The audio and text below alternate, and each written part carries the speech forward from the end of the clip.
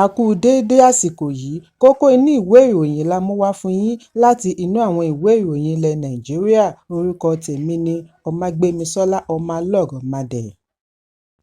Àjọ tó ń gbógun ti títà, rírà àti mímu egbògi olóró NDLEA sọ wípé àwọn rẹ́bùrú ìpele mìíràn kọ̀ńténà 7 tí ó kó 1,229,400 ìgò egbògi olóró kodíìnì tí iye rẹ̀ lé ní n9.8 billion ní Onport, ìpínlẹ̀ Rivers tí wọ́n kó dé láti orílẹ̀-èdè India.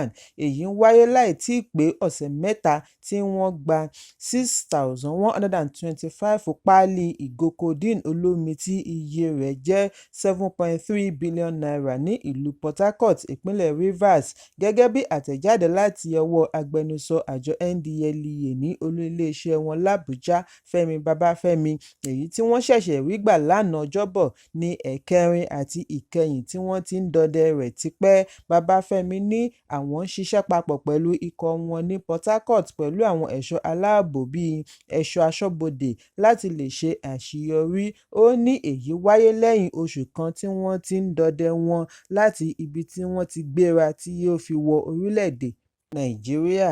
Nígbà tí ó ń fèsì, alága àjọ NDLEA ajagunfẹ̀yìntì Brigadier General Mohammed Buba Marwa gbóríyìn fún gbogbo òṣìṣẹ́ lọ́kùnrin àti lóbìnrin tí wọ́n ti ń ṣe iṣẹ́ takuntakun lórí àwọn tí wọ́n ti ń dọdẹ rẹ̀ láti bíi oṣù mélòó sẹ́yìn fún àṣeyọrí wọn.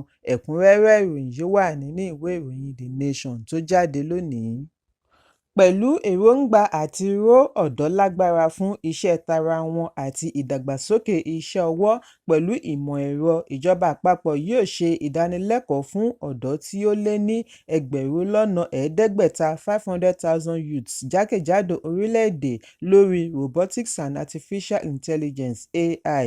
Olùbádámọ̀ràn àgbà sí ààrẹ lórí ìdánilẹ́kọ̀ọ́ àti iṣẹ́ ara ẹni, Abíọ́lá Arógundádé sọ eléyìí ní ìlú Àbújá níbi tí ó ti ń pín laptop àti ìwé-ẹ̀rí fún àwọn tí wọ́n kọ́ṣẹ́ ìmọ̀ ẹ̀rọ ayélujára fún 50 akẹ́kọ̀ọ́ láti iléèwé Government Science and Technical College, Area 3 ní Garki, ìlú Àbújá.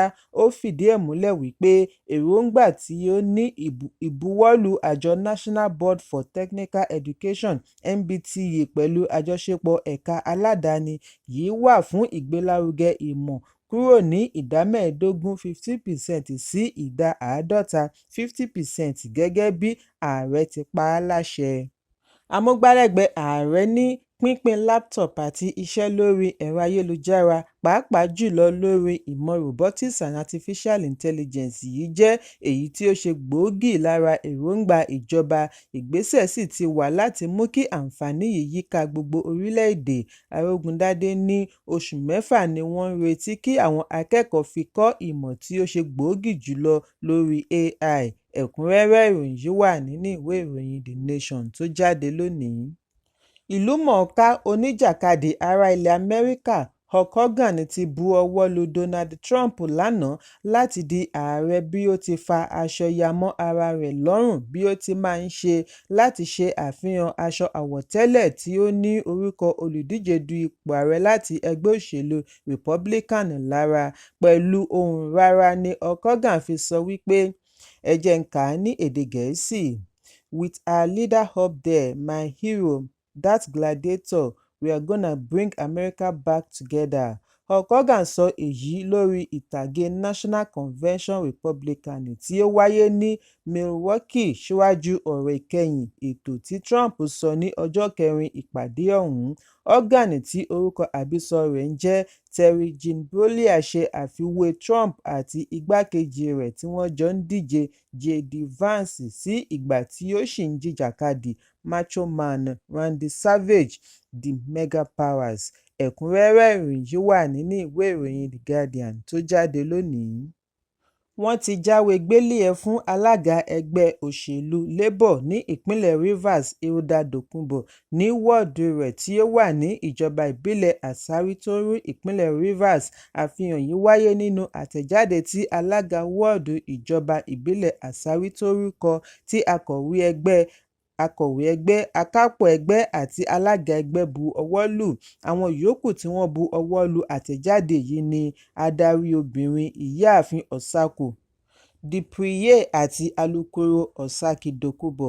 Gẹ́gẹ́ bí iléeṣẹ́ ìròyìn NAN ṣe jábọ̀, wọ́n jáwé gbélé-ẹ̀ fún òṣèrébìnrin ẹni ọdún 54 yìí lánàá lẹ́yìn ìpàdé ìgbìmọ̀ pàjáwìrì tí ó wáyé ní ọjọ́ 15 oṣù keje.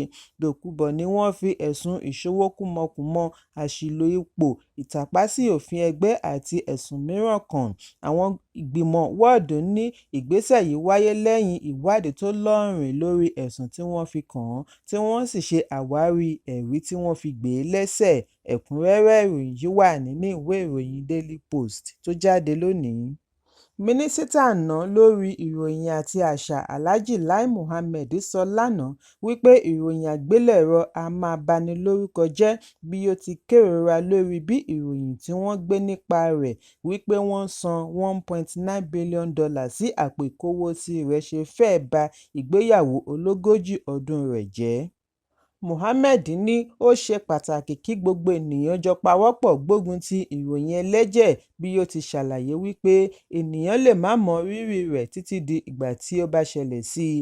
Èyí ń wáyé bí ó ti ń jẹ́rìí ẹgbẹ́ òṣèlú All Progressives Congress tí ìjọba ààrẹ Bọ́lá Tinubu ń darí. Ó ní kí wọ́n má dá ẹ̀bi ìṣòro ọrọ̀ ajé ru ààrẹ Tinubu. Mohammed sọ ọ̀rọ̀ wọ̀nyí níbi ìpéjọpọ̀ tí wọ́n pe àkọlé rẹ̀ ní ọjọ́ kan pẹ̀lú Lai Mohammed, tí àwọn akẹ́kọ̀ọ́ ẹ̀ka ìròyìn Mass Communication Department láti Ifásitì Ọlábísí Ọ̀nàbànjọ Àgọ́-ìwòye pẹ̀lú àjọṣepọ̀ Nigerian Union of Journalists àti Nigerian Institute of Public Relations ní ìpínlẹ̀ Ògùn ṣe àgbékalẹ̀ rẹ̀. Mohammed ní ìròyìn ẹ̀tàn jẹ́ ìṣòro tí a gbọ́dọ̀ gbógun tì bí ó ti ṣe àkàwé ìgbà tí ó wà nínú ìṣèjọba tí wọ́n ní $1.9 billion ti wọ àpò rẹ̀. Ó ní lóru ọjọ́ kan ni ìyàwó òun jí òun pẹ́pẹ́ tí ó bi òun nípa owó nítorí gbogbo ènìyàn ti gbọ́ nípa rẹ̀, wọ́n sì ti ń bi òun. Mohammed ní ó gba òun ní àkókò láti fi ṣàlàyé fún ìyàwó rẹ̀ wípé irọ́ pátápátá gbáà ni. Ó ní ó jẹ́ ohun ìyàlẹ́nu wípé báwo ni àwọn kan ṣe máa jókòó síbì kan máa túrọ́ tà. Ènìyàn kò lè mọ bí ìṣòro yìí ṣe lágbára tó àfi ìgbà tí ó bá ṣẹlẹ̀. Nígbà tí ó ń sọ̀rọ̀ lórí ọrọ̀ ajé orílẹ̀-èdè, mínísítà àná ní èrò rere ni Tinubu ní fún ọmọ orílẹ̀-èdè. Láìpẹ́, ọmọ Nàìjíríà yóò rẹ́rìn ayọ̀. Ẹ̀kúnrẹ́rẹ́ ìròyìn yìí wà nínú ìwé ìròyìn Punch tó jáde lónìí. Àwọn adarí ẹgbẹ́ òṣèlú All Progressives Congress (APC) sọ fún ààrẹ ilé-ìgbìmọ̀ Godswill Akpabio kí ó yọ Ali Ndume nípò látàrí èsì tí ó fọ̀ sí ààrẹ Bọ́lá Tinubu lórí ẹ̀rọ amóhùnmáwòrán. Nígbà tí ó ń fèsì lórí ìṣẹ̀lẹ̀ yìí níbi ìfọ̀rọ̀wánilẹ́nuwò pẹ̀lú àwọn akọ̀ròyìn tí ó wáyé ní ìlú Maiduguri, ìpínlẹ̀ Borno lónìí, Ndume ní òun kò kábàámọ̀ lórí ohun tí òun sọ lórí bí wọ́n ṣe yọ ọ́ nípò. Ó ní òun kò bẹ̀bẹ̀ fún ipò ọ̀hún fẹ̀kàn tẹ́lẹ̀, wọ́n yan òun sí ipò látàrí bí òun ṣe darí ìpolongo fún Akpabio tí ó fi di ààrẹ ilé-ìgbìmọ̀. Ndume ní wọ́n bẹ òun kí òun mú ìgbìmọ̀ tí òun bá fẹ́ láti darí, òun sì mú ipò igbákejì alága ìgbìmọ̀ fún ìṣúná. Ndume ní òun gbọ́ wípé wọ́n fún òun ní ipò alága ìgbìmọ̀ arìnrìn-àjò (Chairman of Tourism Committee). Ó ní ẹnikẹ́ni kò kọ̀wé ránṣẹ́ sí òun lórí èyí, ṣùgbọ́n òun fẹ́ sọ ní gbangba wálíà wípé òun kò fẹ́ fún ìdí méjì. Àkọ́kọ́, òun kì í ṣe onírìn-àjò (tourist).